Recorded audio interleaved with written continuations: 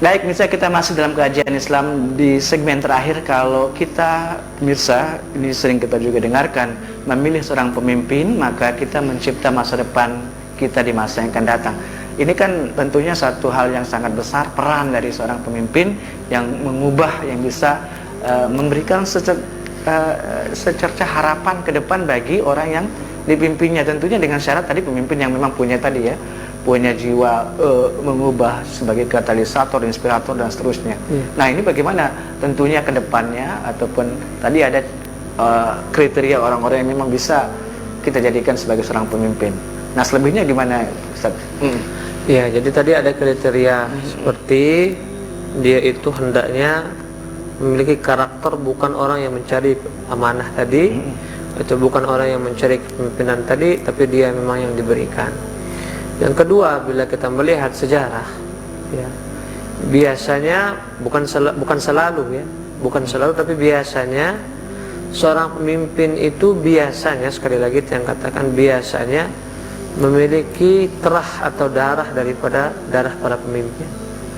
Contoh Nabi Muhammad itu, bila kita ambil terah daripada nasab beliau, memang orang-orang besar, mulai dari zaman Nabi Ibrahim, kemudian Nabi Ismail sampai ke Nabi Muhammad. Ya, misal ketika kita mengatakan orang Yahudi besar, orang Romawi besar, orang Yunani besar, maka kita harus ketahui dulu Nabi Ibrahim punya dua anak yang dua-duanya menjadi nabi, Nabi Ismail dan Nabi Ishak. Nabi Ismail nanti turunannya menjadi Nabi Muhammad, ya. Kemudian Nabi Ishak itu nanti beliau punya anak, dua anak beliau, Ish dan Yaqub. Nabi Ishak punya dua anak, Ish dan Yaqub. Ish inilah nanti yang keturunannya itu orang-orang Romawi. Dan Yaqub sendiri, beliau yang nanti keturunannya dikatakan sebagai Bani Israel. Itulah ada nanti Nabi Yusuf, ya, Nabi Yamin dan lain sebagainya. Memang terah daripada orang hebat itu biasanya gennya gen hebat. Contoh lagi misalnya Nabi Muhammad, kita ambil nasab, beberapa nasab dari beliau. Contoh beliau orang hebat, pamannya beliau punya ayah, Abdullah itu punya saudara. Itu orang-orang hebat semua kebanyakan. Contohnya misal Abu Talib, ya, paman dari beliau itu orang yang diberikan amanah untuk menjaga daripada Ka'bah dan orang-orang haji. Kemudian ada Hamzah, orang yang luar biasa peperangannya. Lalu kita lihat tokoh-tokoh ya, Abu Lahab, tokoh Quraisy saat itu. Walaupun nanti Abu Lahab itu dia yang melawan Rasul, tapi paling tidak kita lihat mereka adalah tokoh. Kemudian kita ambil dari kakak beliau, Abdul Muttalib, itu orang yang luar biasa, menemukan daripada keberadaan Zam-Zam.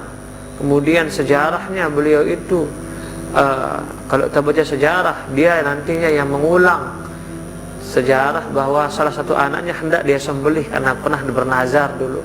Di Rasulullah itu bila dilihat dari sejarah keluarga, itu berasal dari dua orang yang hampir disembelih. Bapaknya Rasulullah, Abdullah, hampir disembelih juga dulu karena nazar daripada Abdul Muttalib. Beliau bernazar ketika masih punya anak satu, bernazar kalau punya anak laki-laki 10, salah satu akan disembelih. Yang disembelih saat itu, hampir disembelih itu adalah Abdullah. Singkat cerita tidak jadi disembelih. Jadi Rasulullah itu dari dua keturunan yang hampir disembelih. Nabi Ismail hampir disembelih, Abdullah juga hampir disembelih.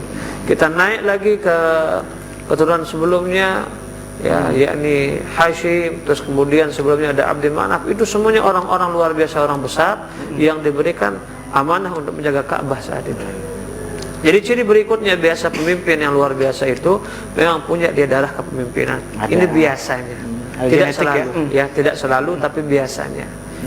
Jadi ketika kita melihat Nabi dan Rasul itu, kenapa nasabnya itu luar biasa? Karena Allah ingin menutup celah bahwa nanti kalau ada yang memfitnah Rasul, bahwa Rasul itu mengaku diri sebagai Rasul karena ingin mencari kedudukan, ditutup celah itu oleh Allah. Kenapa? buat apa mencari kedudukan tanpa menyebut diri sebagai Rasul saja saya sudah punya kedudukan, kan seperti itu. Nah, jadi itu salah satu hikmah kenapa para nabi dan rasul itu memiliki nasab yang luar biasa mulia, untuk menunjukkan bahwa tanpa menjadi rasul saja mereka sudah mulia, dan tidak ada hubungan rasul itu untuk alasan mereka menjadi mulia, karena sebelum menjadi rasul mereka sudah mulia. Jadi mereka menjadi nabi dan rasul adalah demi mencapai atau menyambung daripada risalah yang diperintahkan oleh Allah Subhanahu wa taala. Lalu ketika kita ingin memiliki pemimpin yang luar biasa, maka kita harus melihat mana pemimpin yang memiliki sifat mengayomi, mana pemimpin yang memiliki sifat menjaga bukan dijaga. Ya, kebanyakan orang saat ini ingin dia dijaga. Banyak pemimpin saat ini ingin dia dijaga oleh rakyatnya. Padahal luar biasanya Rasulullah itu yang menjaga daripada rakyatnya, bahkan umatnya. Mana buktinya Rasulullah di akhir hayatnya minta kalau bisa sakitnya sakaratul maut itu ditanggung setengah oleh beliau. Saking beliau menjaga daripada umatnya. Tapi kebanyakan saat ini kita dapat dari pemimpin saat ini memiliki sifat mereka ingin dijaga, bukan mereka yang ingin menjaga. Dan itu contoh-contoh daripada pemimpin-pemimpin ideal. Dan pemimpin-pemimpin ideal juga harus siap yang namanya merasakan pahit dan sakit. Karena idealnya sebelum rakyat merasakan sakit, kalau bisa sakit itu ditanggung oleh pemimpin dulu. Itu pemimpin yang ideal. Tetapi kebalik sekarang, ciri hancurnya suatu daerah, ciri hancurnya suatu negeri adalah manakala pemimpinnya itu tidak pintar merasa bagaimana kesedihan, kepedihan daripada rakyatnya, karena dia tidak mau merasakan kepedihan itu duluan, dia selalu melemparkan kepedihan itu kepada rakyatnya, maka ketahuilah bahwa itu biasa pangkal daripada kehancuran. Baik Mirsa, dan tentunya lebih-lebih di saat ini ya, tadi ya, seorang pemimpin yang punya kriteria, yang peduli, yang pintar merasa, bukan yang merasa pintar tadi Ustaz ya, luar biasa. Dan itu sudah dicontohkan oleh Rasulullah SAW, dan juga tentunya kan diikuti oleh para sahabat-sahabat beliau. Kemudian para sahabat juga mewariskan kepemimpinan yang luhur, yang tadi berdasar akhlak, berdasarkan keimanan dan keyakinan ya. Dan tentunya sampai kita berharap yang sekarang juga adalah warisan dari pemimpin yang baik dulunya. Benar. Baik, seperti itu.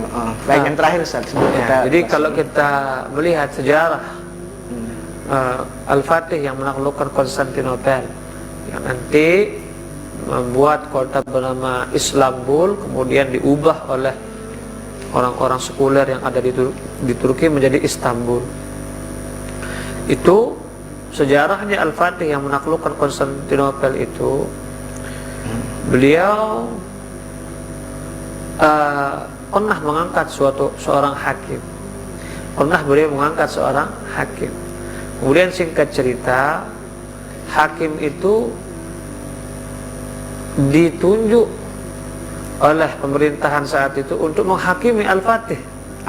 Karena Al-Fatih saat itu ada masalah dengan salah seorang instruktur atau salah seorang perancang daripada salah satu istana beliau. Beliau ingin buat begini, tetapi perancang istana itu salah buat, sehingga dia saat itu dipotong tangannya kalau tidak salah oleh Al-Fatih.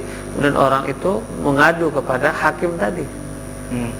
Luar biasa, hakim itu padahal diangkat oleh Al-Fatih, tetapi dia menghakimi daripada Al-Fatih. Dan Al-Fatih sebagai seorang pemimpin bisa saja menolak saat itu karena kekuasaan militer dia punya, tetapi dia siap untuk menanggung apa kata hakim tadi.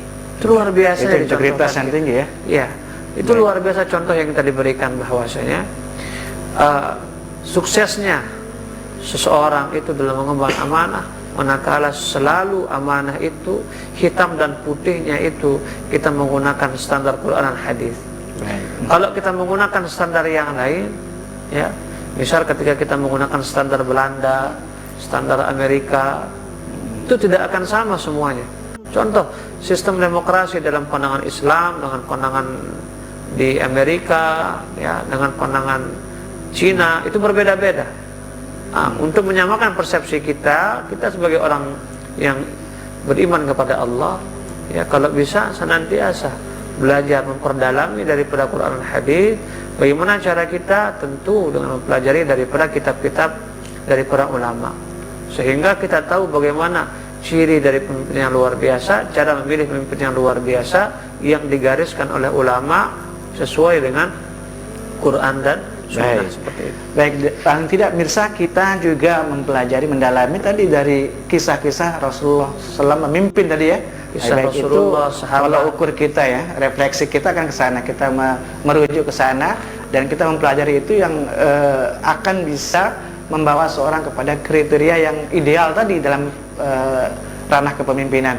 Baik Ustaz, jazakallah, terima kasih kita sudah berdialog dan juga mendengarkan pencerahan tentang kepemimpinan ini dari Ustaz, dan tentunya mudah-mudahan apa yang disampaikan mirsa dari awal sampai akhir tadi kita bisa cerna, dan yang terpenting tadi ya di awal tadi disampaikan Pak Ustaz, semakin tinggi kedudukan, posisi kepemimpinan, jabatan ya, bahkan dikaitkan ya dengan keberlimpahan harta, bahkan semakin tinggi gelar, predikat dan titel orang, maka setara sepadan itu juga tanggung jawab kelak di akhirat.